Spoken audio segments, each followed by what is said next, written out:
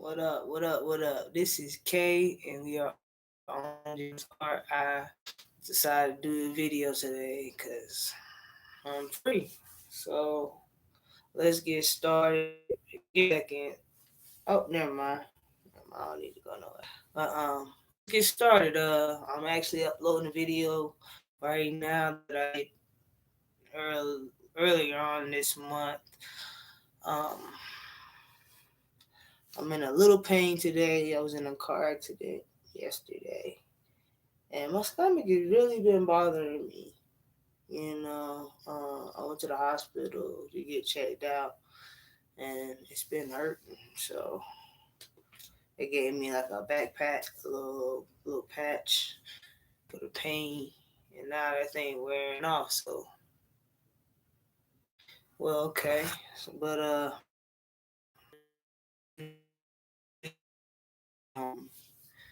15 large abandoned cities on Earth. So let's see what they talking about.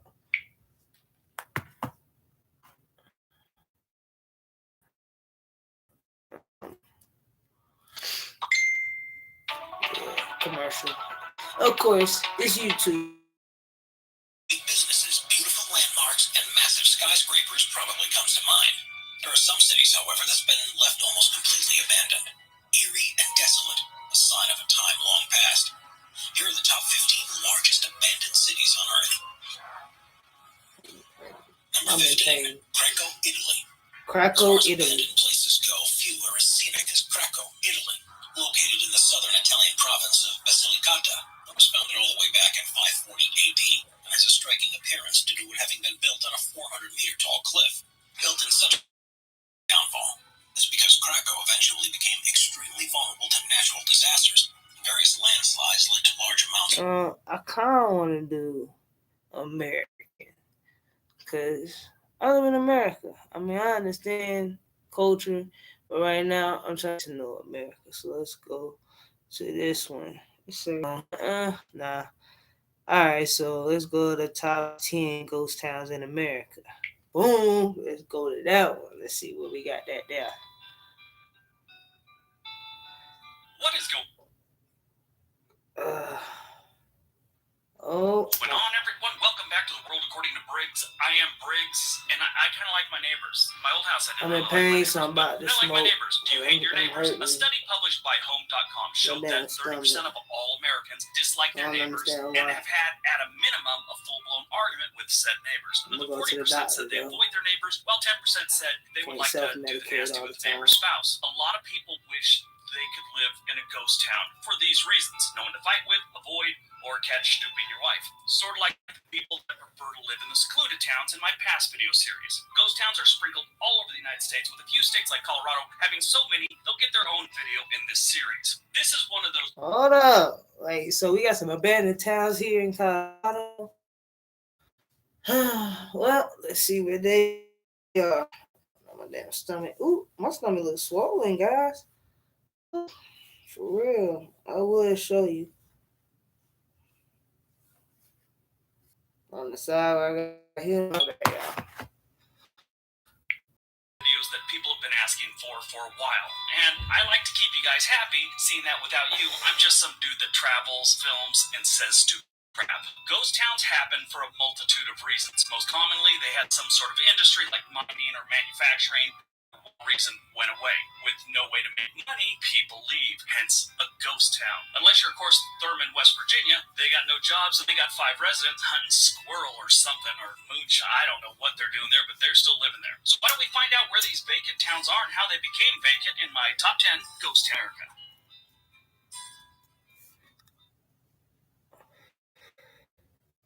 This is you. Commercial. Or at least it could be. So look. You've been island hopping through Greece with a group of people. Let's skip that.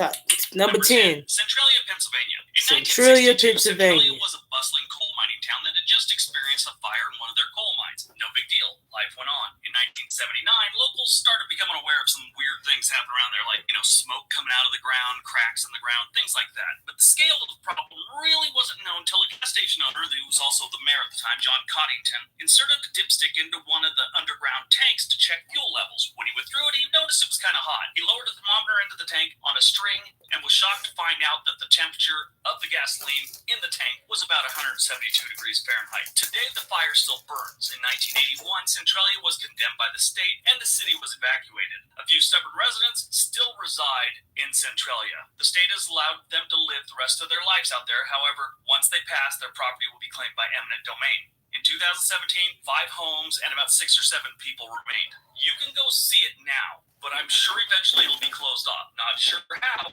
but they will stop people from going to Centralia eventually. Oh, you mean to tell me you got hell? That should be named Hell. It's blowing right up under your feet. Damn Hell, Michigan. That's Hell, Pennsylvania. There we go. I ain't ready for you yet, though. But I'm about to paint. I haven't finished this painting right here. First, I was going to leave it like this, but then I decided to paint something else on there, but you'll see what it is. Yeah. Okay, so what's number 9? Number 9.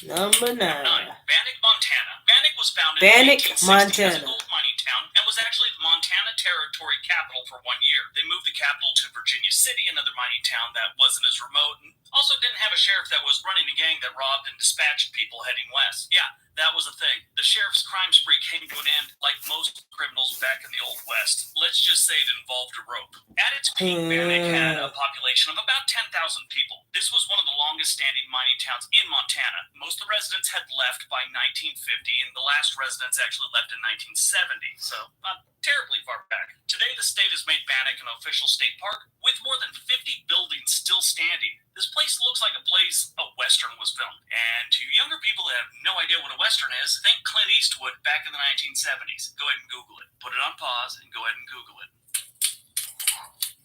Number 8, Old Cahaba, Alabama. Cahaba was Alabama's first state capital from 1820 to 1825. Again, what is the deal with these towns turning into ghost towns after they moved the state capital? Good thing for the United States, Philly and New York didn't close up shop after they settled on D.C., right? This is Alabama's most famous ghost town. It was used as a trading and transport center for cotton before the Civil War and as a village for slaves after the war. Nearly all the residents had skipped town by 1900. And now it's pretty well maintained. It's a nice place to go visit. There's a lot of videos on it on YouTube. Although the area is no longer inhabited, the Alabama Historical Commission maintains the site as Old Cahaba Archaeological Park. It was added to the National Register of Historic Places in 1973. The town, and later abandoned site, has been the setting for many ghost stories, as you can imagine. Any place that's got this kind of history is going to have some ghost tales. Kind of like Scooby-Doo, but a little more realistic. A widely known one tells of a ghostly orb that kind of floats around this area that used to be an old garden maze. The old garden maze is no longer there, but apparently the orb is there on Friday the 13th at about midnight. I'm just kidding, I don't know when it's there. But anyway, it's supposed to be there, and it's a glowing orb. Number 7, Orla, Texas. Orla was a town designed as a stop on the Pecos River Railroad. Of course, after the automobile was invented, the train fell out of fashion and Orla was left to decay. Orla was founded in 1890. The population reached a high of around 250 people when oil, gas, and sulfur brought more workers into the region in the 1960s. Now, here's a real oddity. This hardly ever happens to ghost towns. Orla has sprung back to life. I'm not kidding. Back as early as 2014, there were still just old buildings that were run down and a historical site marker. But since 2015 or so, construction companies have moved in and started putting up buildings and warehouses. Oil in the area has brought people back. Now, it is still registered as a ghost town, but it has a truck stop and a few other businesses now. It's kind of weird. This place is out in the middle of nowhere. I guess if there's money to be made, people will show up. Money is like teenage boy hormones. That's one thing I'm noticing about every town in America. You don't have a way to have income coming in, and in so many different ways, then you're not gonna excel with some like New York City. If you look at some of these major cities, Denver, like they have a lot of things going on, especially like international. Like, they're just not narrow-minded to just America. But why I'm showing you this video is because you can take a look at the abandoned towns, and they are going for cheap, you know. And you can actually start buying up land out there and implementing your own companies in that land. So that's the only real reason why I always do a video like this. It's because I need you guys to see that we can make a difference. We can make a difference just a little bit at a time. Are you over there buying houses or buying these cars, Mercedes Benz and Tesla and all that? Man, buy the land. You get It more brings out you of it. to some really strange places you wouldn't normally go to.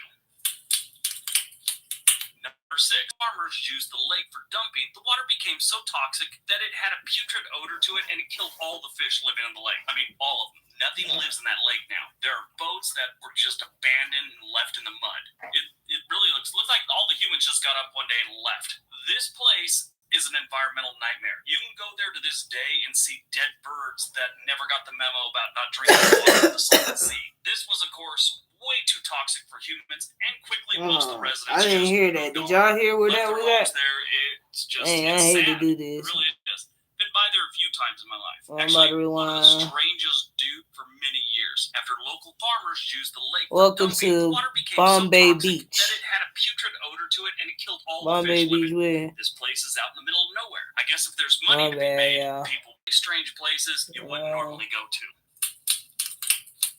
Number 6, Bombay Beach, California. Bombay Beach became a vacation destination Bombay in the Beach, 1940s California. and 50s. It's in the middle of the desert on what is known as the Salton Sea, which is actually a lake. Families and individuals lived here and vacationed here for many years. After local farmers used the lake for dumping, the water became so toxic that it had a putrid odor to it, and it killed all the fish living in the lake. I mean, all of them. Nothing lives in that lake now. There are boats that were just abandoned and left in the mud. It really looks like all the humans just got up one day and left. This place is an environmental nightmare. You can go there to this day and see dead birds that never got the memo about not drinking water of the Salton Sea. This was, of course, way too toxic for humans, and quickly most of the residents just moved on.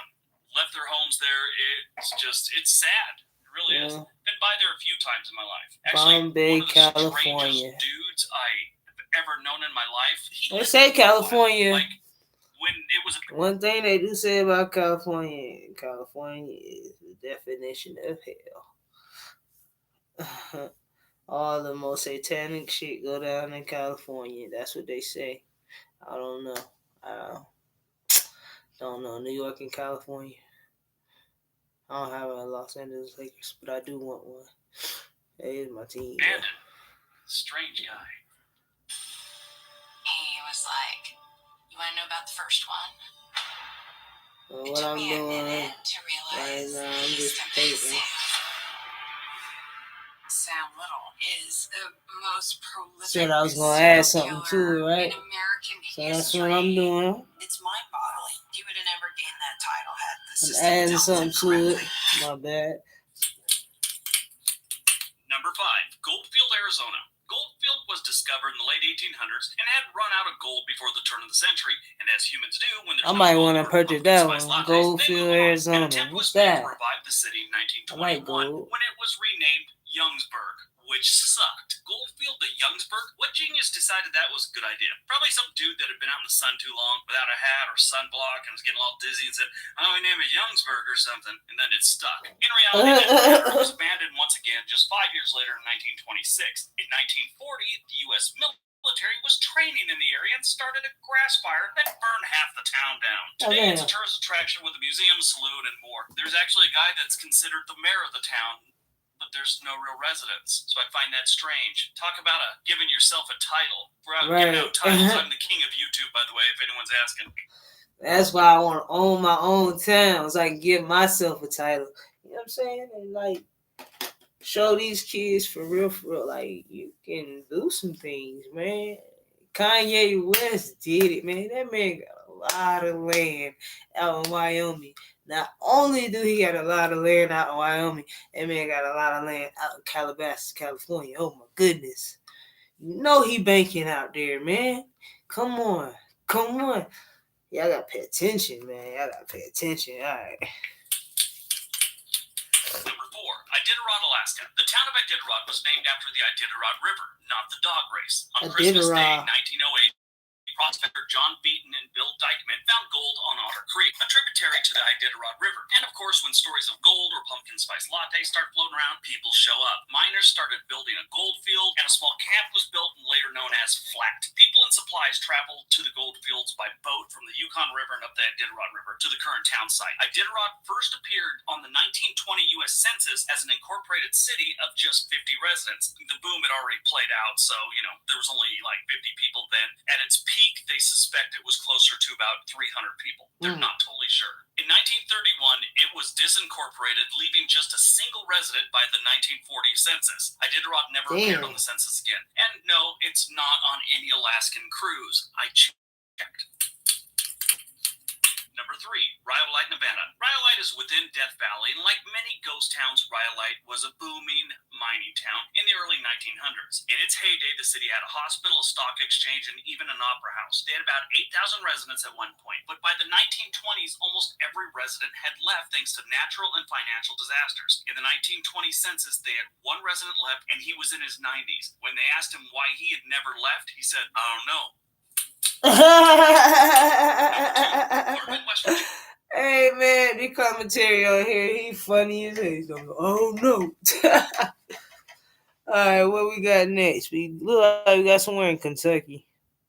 Thurman makes it on back-to-back lists. Good job, Thurman. I don't know why I just said that. The 5 remaining residents will never hear it. I don't think they can get internet. Thurman is located in southwestern West Virginia. The city's purpose was originally being a stop on a rail line and for local mining operations. The city racked up over $4 million in freight revenue over its lifetime. However, when the automotive industry took off, it kind of killed Thurman. Today, a few residents still reside here, but it's still considered a ghost town. I know, it just seems weird. If there's people still living there, it's really not a ghost town, but they still have it registered as one. Anyway, moving on. Here's a strange fact about Thurman, if in fact it is a fact. One of the 2 hotels in Thurman, back in the day, is known for being where the longest game of poker ever was played. According to Ripley's Believe It or Not, this card game lasted 14 years. I hope it wasn't a strip poker game. Could you imagine that? I'm sure at some point someone would have yelled, "Come on, lady, I've been at it 5 years and all I've seen is an elbow."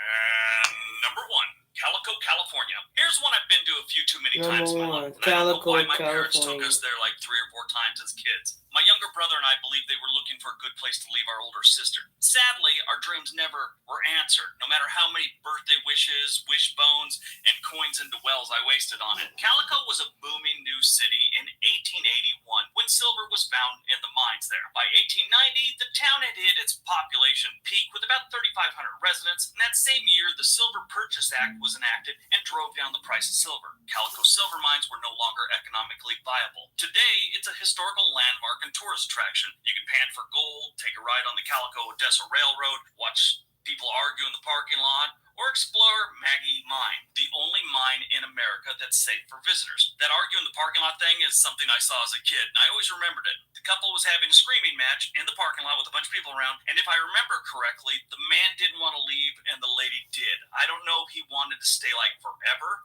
or just longer that day. Maybe he wanted to get a cheap home loan. Nothing like having a mortgage on a ghost town, right? Calico these days is mostly used for a backdrop of commercials like Geico and, other type of commercials. But they still get visitors, and you can see it from the highway. So that's where you can see the sign. They got Calico written on the hillside, which is kind of interesting. I remember seeing that as a kid all the time as we drove by. I'd look for it the whole time we drive through the desert. It was weird.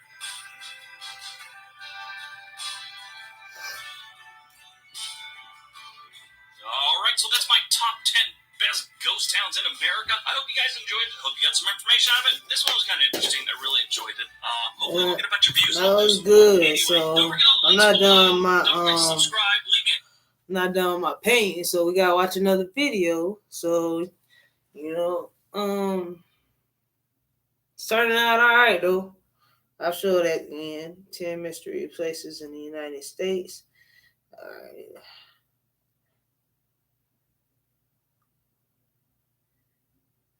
Alright, so they got. I just seen something.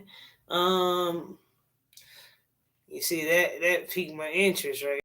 So let's see what they're talking about. Abandoned town, ghost towns. No one wants to buy for any price. Yeah, what's wrong with this town?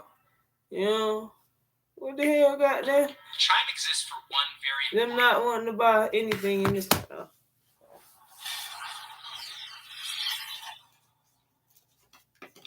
Getting on the property ladder is expensive, but it doesn't have to be. There are abandoned places around the world where you can buy a whole town or a village for less than the price of an average home in most countries.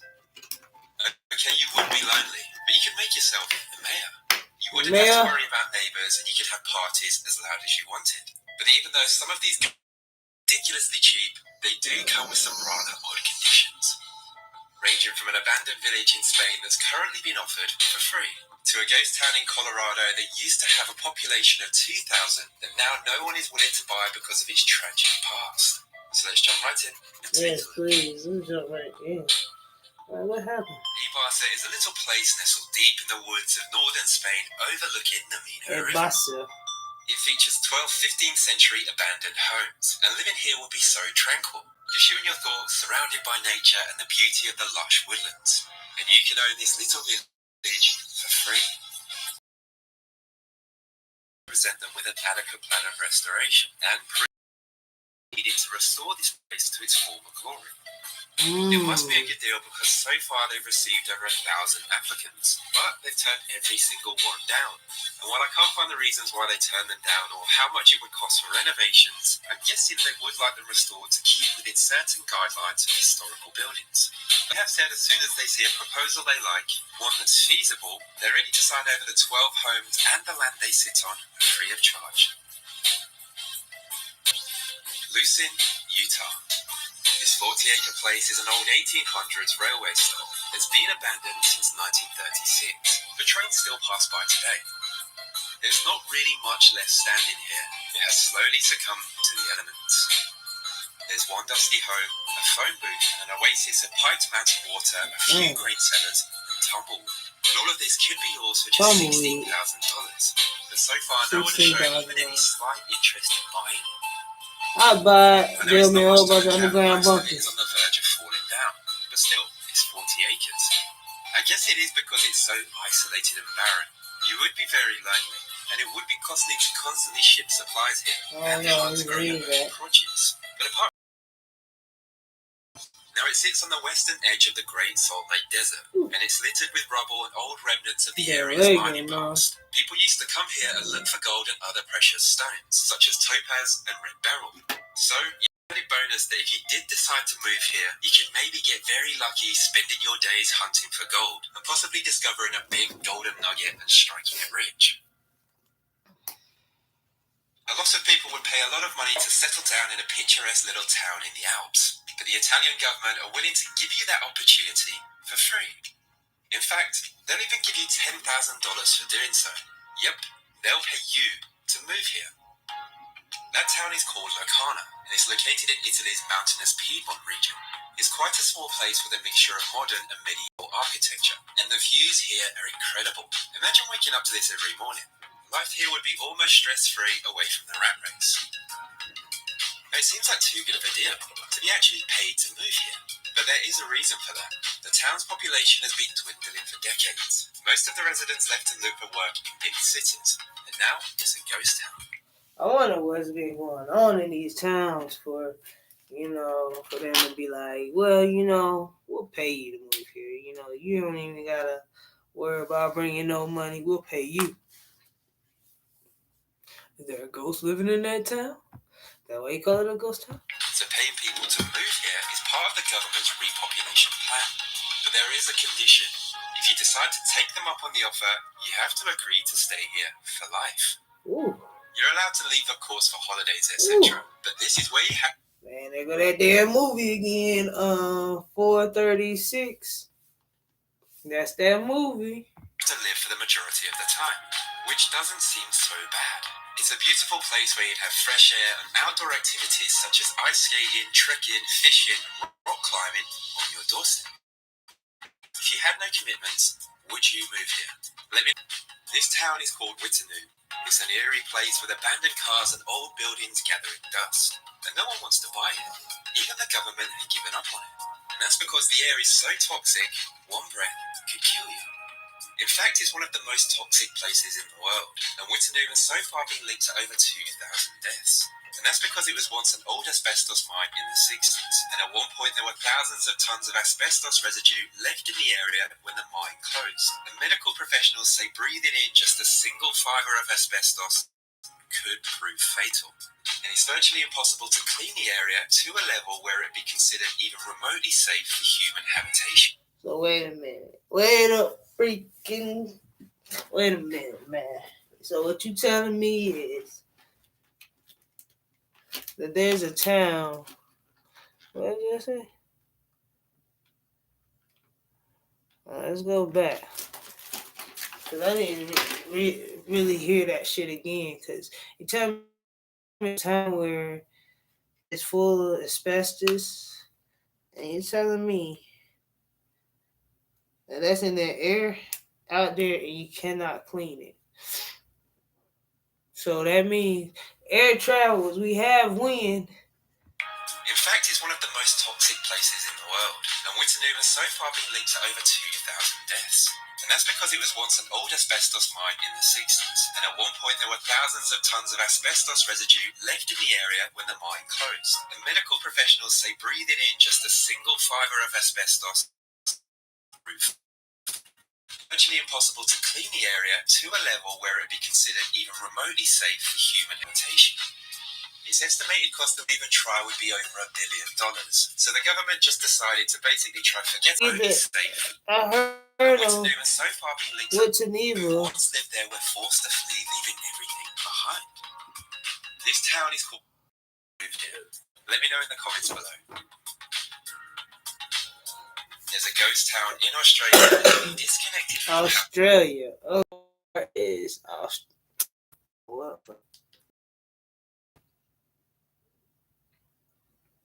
How far is Australia from Colorado? Australia is 8,886 miles from Colorado. Whew. That's a long way from home. But still, that shit could reach me. And that's probably why we're going crazy right now. Its location had been removed from maps, and the people who once lived there were forced to flee, leaving everything behind. This town is called Whittanoo. I just gotta run it back. Some things you just gotta hear again, you know? And no one wants to buy it. Even the government had given up on it. And that's because the air is so toxic, one breath could kill you. In fact, it's one of the most toxic places in the world, and Whittanoo has so far been linked to over 2,000 deaths. And that's because it was once an old asbestos mine in the 60s, and at one point there were thousands of tons of asbestos residue left in the area when the mine closed. And medical professionals say breathing in just a single fibre of asbestos could prove fatal. And it's virtually impossible to clean the area to a level where it be considered remotely safe for human habitation. Its estimated cost to even try would be over $1 billion. So the government just decided to basically try to forget about the place and try stop people from visiting. So yeah, no one wants to buy this for any price, but I'm pretty sure you could get it super cheap if you were prepared to live here wearing a mask for the rest of your life. 2. There's a 5.5-acre town in France nestled deep in the woods that used to have a population of 200. And it features 19th century buildings such as an old clergy house, an abbey, a museum, a fountain, houses, old art studios, barns and shops. And they all now lie totally abandoned. This once flourishing town called Bordin was known for its production of stoves and ovens, but it was abandoned after its last forging factory closed down in 1959, leaving no work for the locals.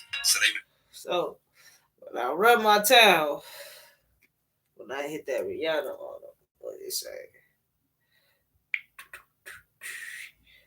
Can I just play a clip?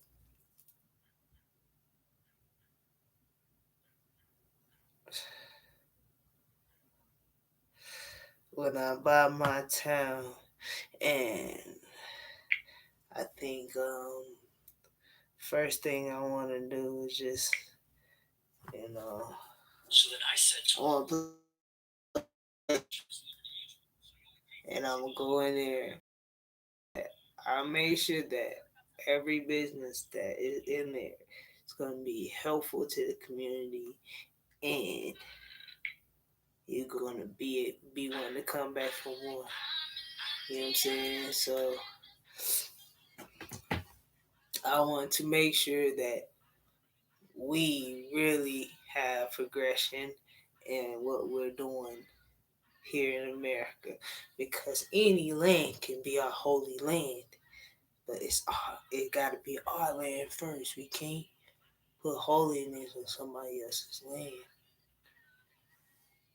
What do you say? You know what I'm saying? And I'm gonna walk up in there when I buy my shit. Who gonna run this town? Who gonna run this town? That's all I want you to know. Who's gonna run this town tonight? That's me. You know why? Because I believed in it. You know, I really do believe in it. I believe in what I'm talking about. And like Kwame Brown, shout out to Kwame. I don't agree with everything he say, but you know, he got a voice, he using it, and I appreciate the brother for using it. Man, that's another thing I wanna touch on with Kwame, man. Man, he is lighting folks up. Hassan Campbell. I started watching Hassan Campbell. I started watching him after after that Burger King clip that he did, and he was talking about something. I'm a famous YouTuber. So what, man? It don't even, like, you let that junk get to your head, and I can tell that you did that. Like, you really did that. Like, so because you're a famous YouTuber, what? She's supposed to give you some free food, man? Just like you want people to pay you for your content, for what you talking about, or what you even doing. Come on, man. Same thing, bro. It's the same thing, but yeah, I just showed you cities in America, and I just showed you 10 abandoned towns. Like, damn, bad though. I ain't even gonna lie, Australia got it pretty bad. Like, spread that junk. They can't contain it in one area. I want to, let's run. Let's do another testing out there, test funding out there. That way, you know, hey, if we can clear up this, we can clear up that. America like to stick their nose into everything. Why we ain't stick our nose into that? That ran a whole town out they town. They ran a whole group of people, about 2,000 people, out their city.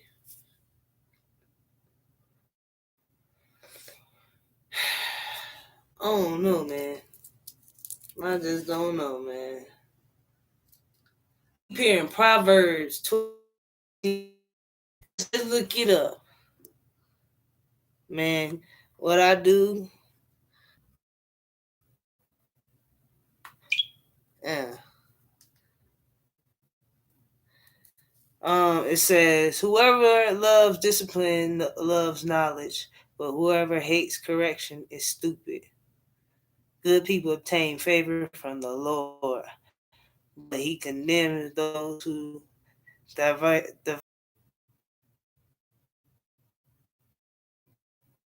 That's crazy, because I've been doing no more, man.